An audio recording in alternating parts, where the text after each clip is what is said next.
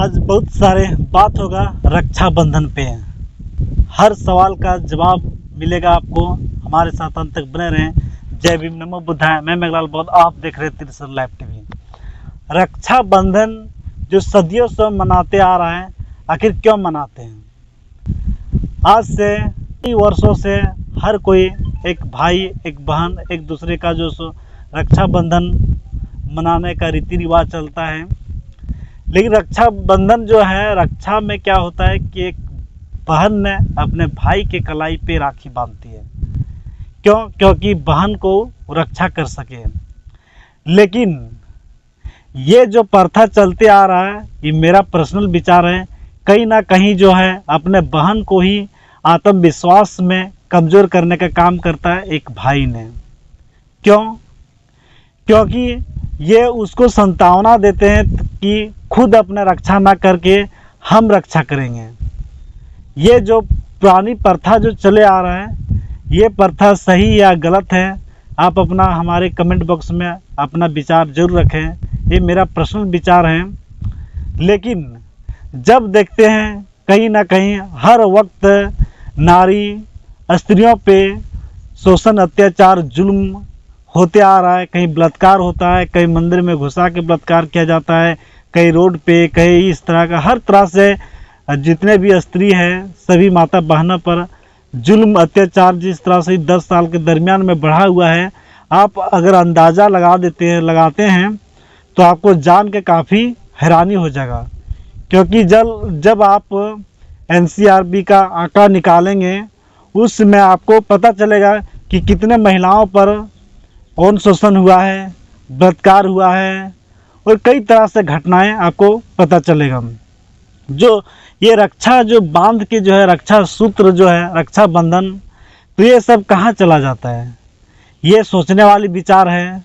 यदि इस प्रथा को आप भी मनाते हैं और अपने अगर एक बहन एक भाई के रक्षाबंधन के लिए जब राखी बांधती है, तो उस समय आप गिफ्ट के बदले आप संविधान दें।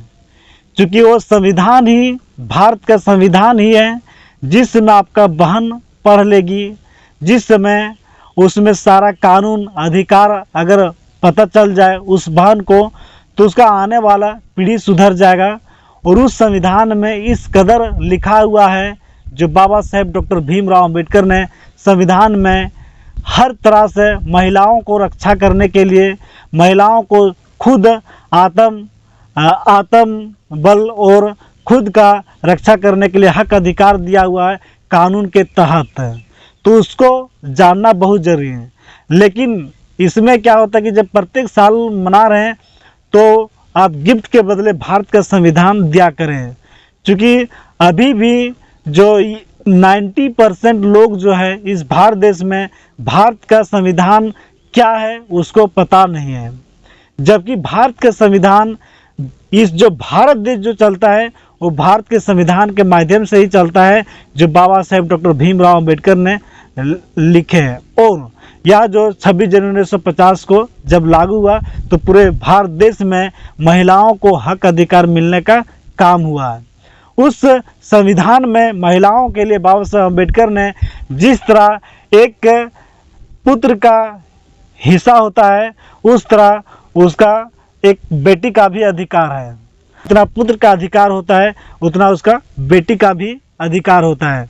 लेकिन ये जो प्रथा जो चलते आ रहा है, तो ये सब अधिकार उसको खुद नहीं पता है, एक बेटी को भी खुद नहीं पता है, उसको एक बहन को खुद नहीं पता है, स्त्री को भी खुद पता नहीं कि इस तरह भारत के संविधान में अधिकार दिया हुआ है।